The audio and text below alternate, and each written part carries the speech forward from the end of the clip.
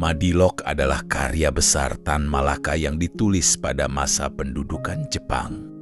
Antara tahun 1942 hingga ke 1943, judulnya singkatan dari materialisme, dialektika, dan logika. Tan Malaka meyakini kemerdekaan sejati tidak hanya dengan senjata, tetapi juga dengan cara berpikir yang merdeka. Selama rakyat masih terikat, tahayul dan mistisisme, Indonesia sulit membangun masyarakat modern. Ia memulai dengan kritik terhadap logika mistika. Menurutnya, bangsa kuno seperti Mesir percaya dewa dapat menciptakan alam semesta dengan firman. Pandangan ini membuat manusia pasif dan tunduk pada kekuatan gaib. Di Indonesia, cara berpikir mistis juga masih kuat. Padahal, ilmu pengetahuan modern membuktikan bahwa alam berjalan menurut hukum nyata, bukan karena kuasa roh. Dalam bagian filsafat, Tan Malaka membedakan idealisme dan materialisme. Idealisme menekankan roh, sedangkan materialisme berpijak pada kenyataan. Baginya, materialisme lebih bermanfaat karena bisa dipakai mengubah dunia, bukan sekadar merenung. Ia lalu mengangkat pentingnya ilmu pengetahuan.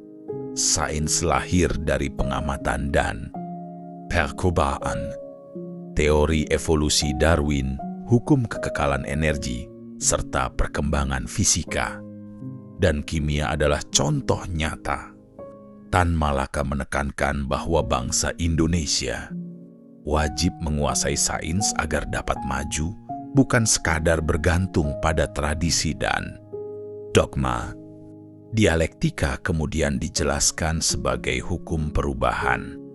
Segala hal bergerak karena pertentangan. Dalam masyarakat, penindasan melahirkan perlawanan. Kolonialisme menumbuhkan nasionalisme hingga akhirnya lahir kemerdekaan. Dialektika membantu rakyat memahami dinamika sosial secara mendalam.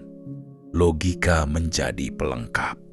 Logika adalah aturan berpikir lurus dan sistematis agar manusia tidak terjebak pada kesalahan nalar. Tan Malaka menekankan bahwa rakyat harus belajar logika supaya tidak mudah ditipu tahayul, dogma, atau propaganda. Gabungan dari ketiganya disebut Madilog. Bagi Tan Malaka, ini bukan filsafat baru, melainkan metode berpikir yang harus dimiliki rakyat Indonesia. Madilog ada jembatan dari pola pikir mistis menuju pola pikir ilmiah. Pesan akhirnya tegas, kemerdekaan sejati tidak cukup mengusir penjajah, tetapi juga membebaskan pikiran. Dengan Madilog, kaum pekerja dan petani sadar bahwa mereka adalah kekuatan utama bangsa.